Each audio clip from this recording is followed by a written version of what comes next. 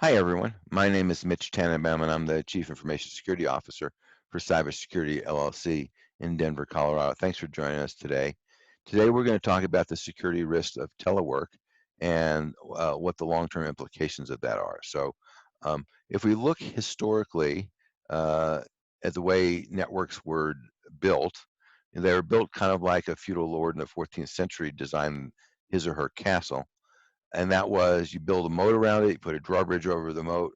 You know, if you can, you build it on the highest ground you can, so that you have the best ability to detect an adversary coming at you, and that's your design. Well, pre COVID-19 and pre the age of the internet, that might have been an acceptable model, but now that's not an acceptable model. That's not reality. And as I record this in the spring of 2020, it looks like remote work or telework or work from home is going to be with us in some form or fashion for quite a while. And it may come back, even if we move back to the office now, it may come back in the fall if there's a resurgence of the coronavirus. So we don't know. We better plan a different strategy.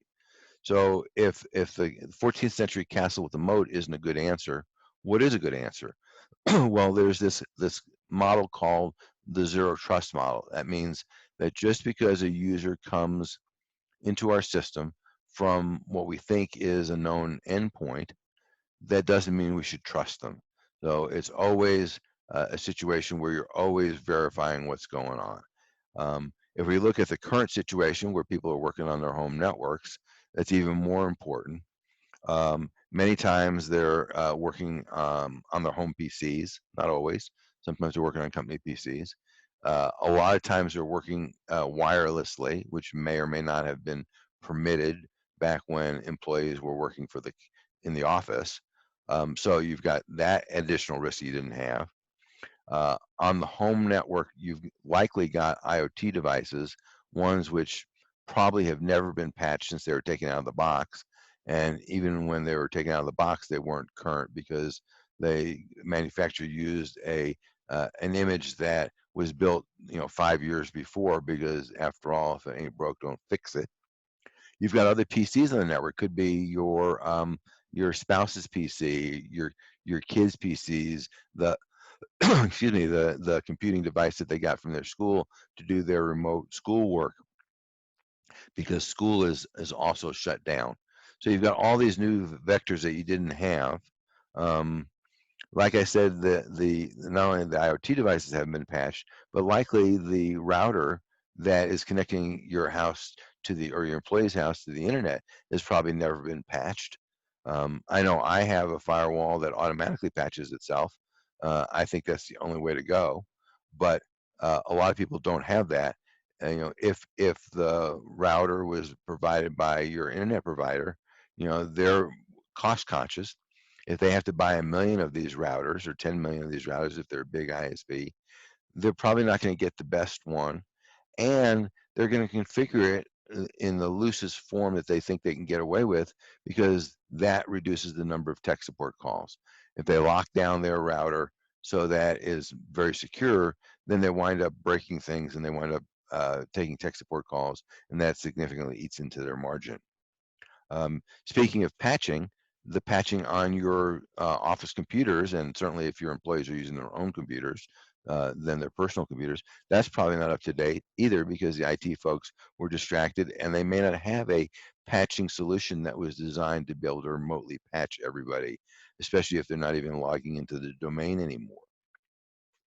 Shadow ID is now a problem, meaning uh, using applications for work and work data that aren't sanctioned. So maybe you don't allow things like Dropbox, but people may be using it anyway now. You're not around to see it. It can't be blocked at your corporate firewall. So now all of a sudden you've got that. Potentially unwanted applications, or PUA, is another problem that is there to deal with.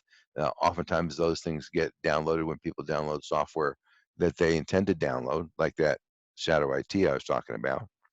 So you've got, unsanctioned software, you got potentially unwanted applications. Then on the network side, in addition to that, now you've got many companies exposed remote desktop protocol, or RDP servers, to the internet. when this COVID-19 work from home thing happened. They just need to get something in place to work. And RDP was never designed to be placed on the internet. It was designed probably 20 years ago, 25 years ago. It was designed for IT guys to get from one part of the building to another part of the building without having to walk down the hall. That's what it was designed for, and that's about as secure as it is. For a lot of folks, they increase their use of virtual private networks or VPNs.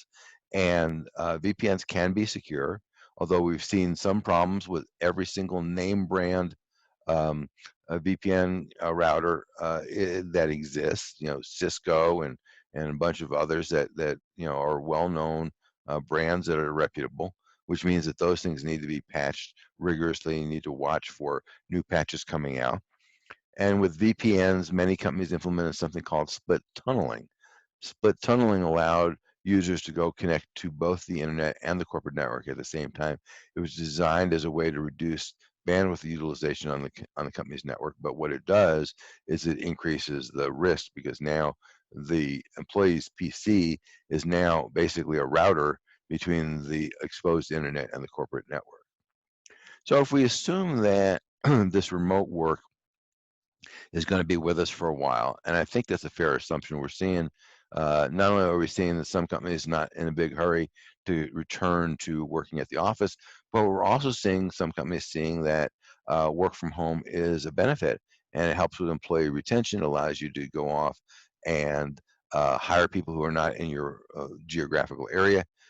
So we got to assume that work from home is going to be here for a while. If there's another uh, outbreak of COVID-19 this fall, that's going to be an even bigger problem. And so now is the time to go off and plan for, how do we do this securely? How do we configure things? How do we monitor things?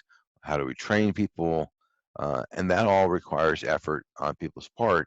But now that we've gotten past this initial effort of trying to just make things work, now is the perfect time to go off and figure out, well, what do we need to do for the long term, assuming that at least some significant portion of your workforce is going to be working remotely for the foreseeable future. We need to make it secure.